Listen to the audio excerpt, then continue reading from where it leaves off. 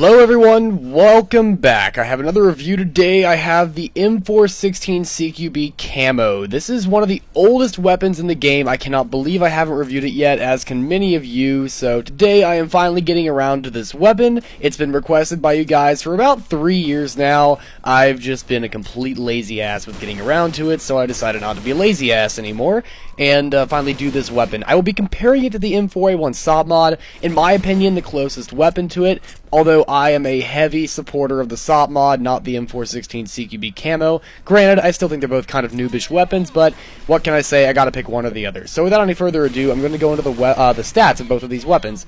First of all, with the M416 CQB Camo, we have a damage of 41, portability of 66, rate of fire of 74, accuracy of 80, recoil of 63. The M4A1 SOP mod, on the other hand, has a damage of 40, portability of 66, rate of fire of 74, accuracy of 80, and recoil of 64. Both of them are only fully automatic and are both NX rare.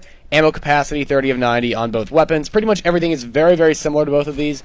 The reason I prefer the M4A1 SOP mod is actually a couple of reasons, really. First of all, the recoil is slightly easier to control at long range than the M416 CQB Camo after it's customized. That's true of both weapons. If you were to customize both the fire rate and the damage, assuming that you're not stupid enough to do the recoil, then yeah, you need to go ahead and not do that. But after you've done that, I do prefer the recoil pattern of the M4A1 SOP mod, because obviously the fire rate makes that a little bit different. It's a little easier to control in my opinion, and on top of that you do have the silencer. The M416 CQB Camo is otherwise exactly like the regular M416 CQB. However, it does sport much better damage drop-off, which is noticeable at long range, like I'm using it here on Crystal Tower. A regular M416 CQB might be a 5-shot kill. This one is rarely over a 4-shot. Still a very, very accurate weapon, still very, very low recoil and spread for that matter. It's basically an SG556 with slightly more spread, not a whole lot more. I'm jumping around and using it, which is how you're typically supposed to use it. Imagine it sort of as the P90 of assault rifles. It's really the way to think about it. You want to use the scope a lot, spray it. It is very tap fireable, although you don't usually need to. Part of the reason the weapon is so popular. It's so good, it's so low recoil, you can use it like a G36 without having to tap fire. You can spray it at long range and still expect a lot of, you know, headshot, kill peekers, all that good stuff.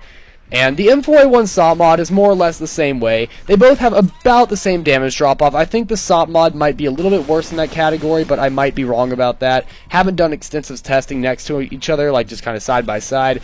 But if I know the way the weapon feels, I have each of them for perm. I do prefer the SOP mod, but the M416 CQB feels like it has better damage drop-off in my opinion. Not a whole lot better, but enough to make a difference at the longest range that assault rifles can be used at.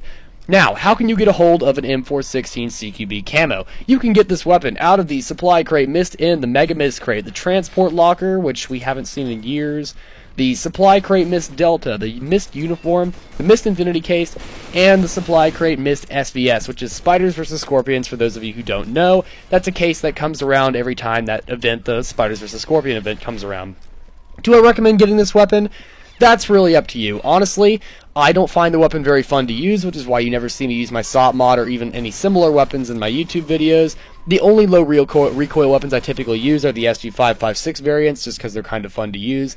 But otherwise, I don't find low recoil weapons very fun, and they certainly are not very skill-oriented, so you're not going to find me using them very, very often. They just aren't fun to me, so that's just my own personal preference. But are they effective? Absolutely. Are they good in Clan Wars? Absolutely. I would carry these with an assault rifle of some other kind that's long range, or a sniper rifle. One of the two should be fine. Like if you were to carry it with an M417 variant, you'd be set for almost any range, although this weapon can cover most ranges just, you know, perfectly fine. It's designed for every type of combat scenario.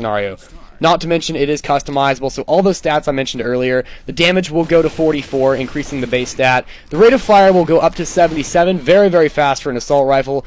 And if you increase the accuracy and recoil, the recoil will go to 66, heavily screwing off the pattern, and the accuracy will go to 83, which is nice, but not worth it in my opinion. Anyway, that about wraps up the review for the M416 CQB Camo. Thank you for watching. Please rate, comment, subscribe, and I will see you in the next video.